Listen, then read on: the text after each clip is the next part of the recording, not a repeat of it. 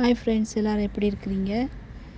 இன்றைக்கி வீடியோவில் பார்த்தீங்கன்னு சொன்னால் நான் நைட்டுக்கு வந்து டின்னர் செய்ய போகிறேன். டின்னருக்கு என்னென்னு பார்த்தீங்கன்னா மணிப்புட்டு செய்ய போகிறேன். இந்த மணிப்புட்டு வந்து இடியாப்ப உரல்ல, அதாவது இடியாப்ப அச்சில் செய்ய போகிறேன். இந்த புட்டு பார்த்திங்கன்னா இடியாப்ப அச்சில் செய்கிறனால மெல்லிசாக சாஃப்டாக சாப்பிட்றதுக்கும் நல்லா பஞ்சு போல் இருக்கும். சரியாக இடியாப்பம் சாப்பிட்ற மாதிரி இருக்கும். அவ்வளோ டேஸ்ட்டாக இருக்கும். சின்ன பிள்ளைங்களுக்கும் இதை வந்து கொடுக்கலாம், அவங்களுக்கு சாப்பிட்றதுக்கு இலகுவாக இருக்கும். பாருங்கள், நான் செஞ்ச இடியாப்ப அச்சில் செஞ்ச மணிப்புட்டு. இதோடு சாப்பிட்றதுக்கு நான் இறால் செஞ்சுருக்கேன். இறால் சொதி ஒன்றும், அப்புறம் ஒரு பருப்பு கறியும். இது கூட சாப்பிட்றதுக்கு சிக்கன் கறி இல்லாட்டி மட்டன் கறி சேர்த்து சாப்பிட்டு பாருங்கள், சூப்பராக இருக்கும். வாங்க இதை எப்படி செய்கிறதுன்னு ஸ்டெப் பை ஸ்டெப்பாக நாங்கள் பார்ப்போம்.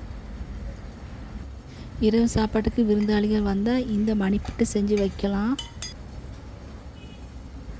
கீழே ஒரு துணியன் போட்டுக்கொள்வோம், கீழே வந்து அழுக்காகாமல் இருக்கும். இந்த மணிப்புட்டு செய்கிறதுக்கு இடியாப்ப மாவு அரிசி மாவு பேக்கெட் தான் எடுத்திருக்கேன். ஒரு டீஸ்பூன் உப்பு தூவி நல்லா மிக்ஸ் பண்ணிக்கிறணும். இங்கே பார்த்தீங்கன்னா தண்ணி எடுத்திருக்கேன். கை சூடு பொறுக்கிற அளவுக்கு இல்லை, சுடு தண்ணி. இந்த சுடு தண்ணி வந்து ஃபஸ்ட்டுக்கு ஒரு டம்ளரில் நான் கொஞ்சம் கொஞ்சமாக ஊற்றி மிக்ஸ் பண்ண போகிறேன்.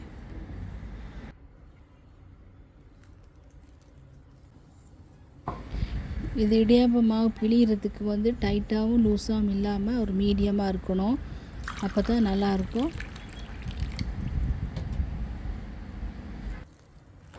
இதுக்கு 2 டம்ளர் தண்ணி தேவைப்படுது. முதலாவது ஒரு டம்ளர் கொஞ்சம் கொஞ்சமாக ஊற்றி யூஸ் பண்ணிக்கிறோம்.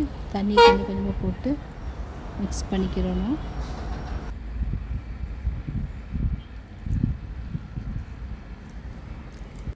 ஸ்கிப் பண்ணாமல் ஃபுல் வீடியோ பாருங்கள்.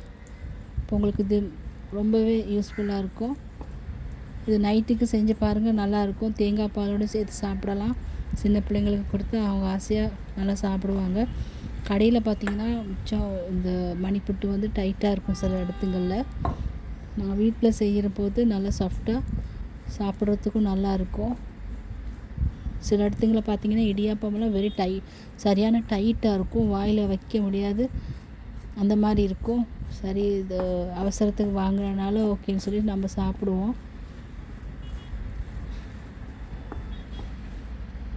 ஸோ இந்த மாதிரி நீங்கள் மணிப்புட்டு செஞ்சு பாருங்கள், நல்லாயிருக்கும்.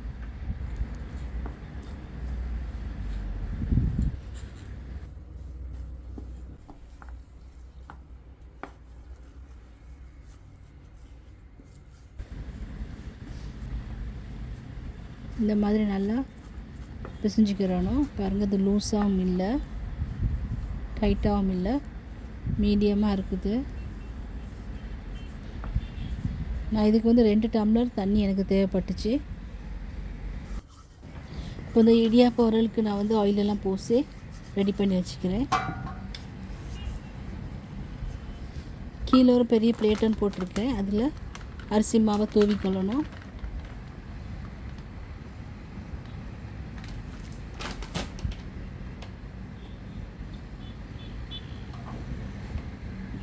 நான் மிக்ஸ் பண்ணி வச்சுருக்க இடியாப்ப மாவை இந்த உரலுக்குள்ளே போட்டு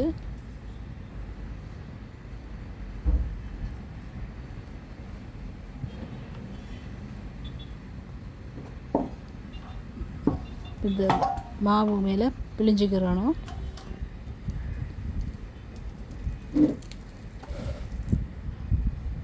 பெரிய பிளேட்டுன்னு வச்சுக்கிட்டு ஈஸியாக இருக்கும், ஒரே டைமில் நிறைய செஞ்சு கொள்ளலாம்.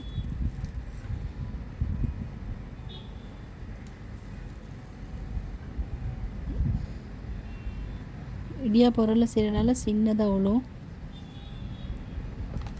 சாப்பிட்றதுக்கு நல்லா சாஃப்டாக இருக்கும், பஞ்சு மாதிரி இருக்கும். இப்போ அதுக்கு மேலே அரிசி மாவு திரும்ப தூவிக்கிறணும். நான் இப்போ வந்து மாவை மட்டும் சலிச்சு எடுக்க போகிறேன். மாவு சலிக்கிறதுன்னு முதல்ல கீழே ஒரு பிளேட் ஒன்று வச்சுக்கிட்டு இந்த பிழிஞ்ச மாவை இதில் கொட்டி சலிச்சு கொள்ளணும்.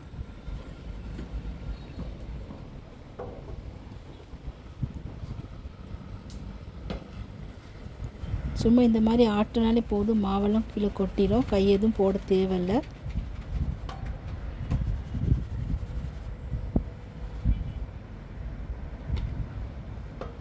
மாவு கொட்டின பிறகு இந்த பிடிஞ்ச இடியாப்பத்தை மட்டும் இந்த ஒரு பிளேட்டில் போட்டு எல்லாமே சேகரித்து வச்சுக்கிறணும்.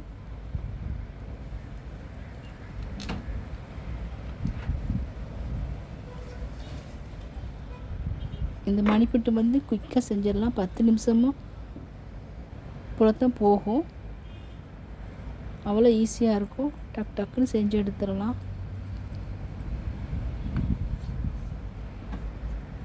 இது ஒரு டின்னர் ஐடியா தான், நீங்கள் வந்து ட்ரை பண்ணி பாருங்கள்.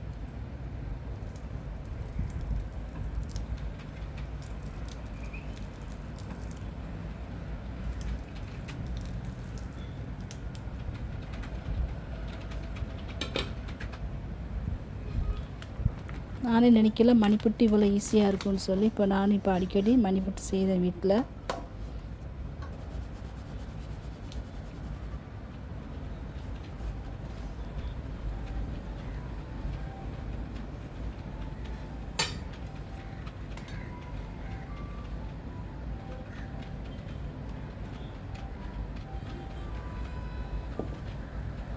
பாருங்கள், ஒன்றோட ஒன்று ஒட்டாமல் நல்லா வருது. பிட்டு செய்யும் போது தண்ணியை கொதிக்க வைக்கும் போது அந்த பிட்டு போடாத எம்டி குழலையும் வச்சு ஆவி அதோட வரத்துக்கு பார்த்துக்கொள்வேன். அப்படி செய்கிற நேரம் பிட்டு வந்து அவிக்கும் போது குயிக்காக வெந்துடும். இப்படி செய்யறதுனால பிட்டுக்குள்ளாலும் சூடாகிரும், அந்த பிட்டும் குயிக்காக வெந்துடும். இப்போ ரெடி பண்ணி வச்சுருக்க மணிப்புட்டு மாவை இதுக்குள்ளே போடணும்.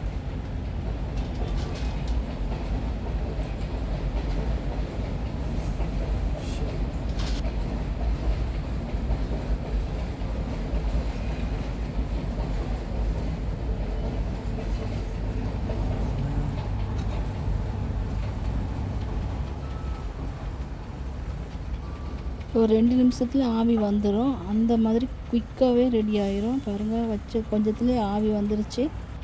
நம்மளோட புட்டு ரெடி ஆகிட்டு இப்போ புட்டை நாங்கள் கீழே எடுத்துருவோம். புட்டு தள்ளுறதுக்கு வேறே ஒரு டைட்டான ஒரு கம்பி ஒன்று இருந்தால் ஈஸியாக இருக்கும் வெளியே எடுக்கிறதுக்கு.